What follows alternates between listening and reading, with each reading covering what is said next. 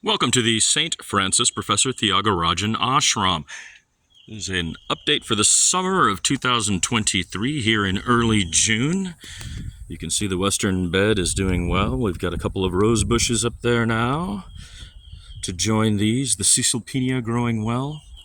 As you can see, we have removed the grass. This is something that my father wanted to do from a long time ago. As you can see with the neighbors' yards, it's mostly lawns, and they're well kept actually here, very well kept, but they require a lot of water and they require a lot of work. So what Dad wanted to do was to create a drought-sensitive lawn that more is like what is actually here in this location, kind of a brush land, and then he added elements such as the Caesalpinia and Malia trees to provide shade.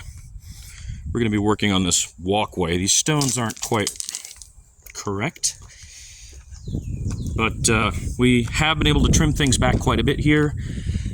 These rocks aren't right. We've got to get all these landscaping decisions in the front made, but they're coming along. And the front bed looks pretty good. The Turk's caps, as Dad used to call them, the sleeping hibiscus, are doing well, and we're happy to report the Japanese maple is coming back. That's very exciting. I was worried after the freeze that we had lost it. Sarah Owens, our designer from Telekinesis Designs, has begun making the hexagonal laser cut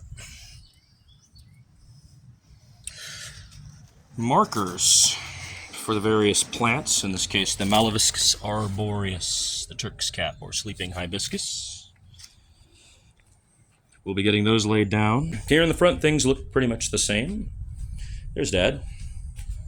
But we're most excited about the brand new front bathroom. Now, this is something that has been some time in the making. Again, Sarah Owens' brilliant design work here, and Anthony Gutierrez and his crew did the tile work and the installation. This is just a marvelous job. Really excited to say that the front bathroom at the St. Francis Professor Thiagarajan Ashram is now almost complete. We just have to finish the shelving here. We're going to make some changes to this area. We created an open plan with a slanted tile that takes you to the drain and a shower because we still hope to have that laboratory, an actual working research laboratory here at the facility. And if we did do that, we'd want an open plan. The plan was to put it in the garage over there. And you could run and wash your eyes of chemicals, flush your eyes if you need to, or clean anything. We're continuing to make great progress on the backyard here at the St. Francis Professor Thiagarajan Foundation Ashram. The behemoth, which we built almost 3 years ago now, which provides a blind from within which to observe the yard, as Dad used to do, and he used to teach his students, and indeed myself and my son to do. This will be the site where we put the hydro panel, solar panels that generate water. That's why we built this thing so strong. But from within it, you can now see the garden is going quite well in the backyard. The cactus garden here is succeeding, and the pringum is thriving, I'm happy to say. The Bob Murray Gardens, so named for the organic chemistry student of my father back in the 1990s who helped him build it.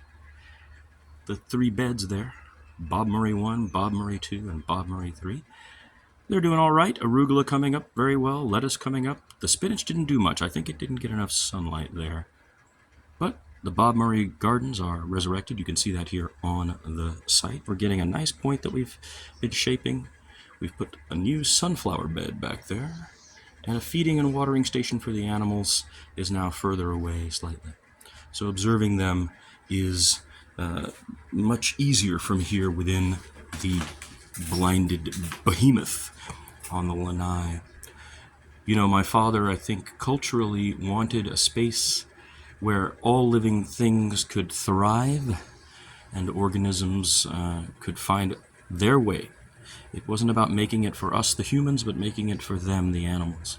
And that, coupled with his fascination and brilliance in science, led to a pretty remarkable design here that is I'm not even going to say a zero carbon. This is a negative carbon environment. Soon we'll be producing our own water above our heads here. And we're very proud of all of that. But very slowly, the place is coming along. This is an update for summer of 2023 at the St. Francis Professor Thiagarajan Foundation Ashram. Thanks.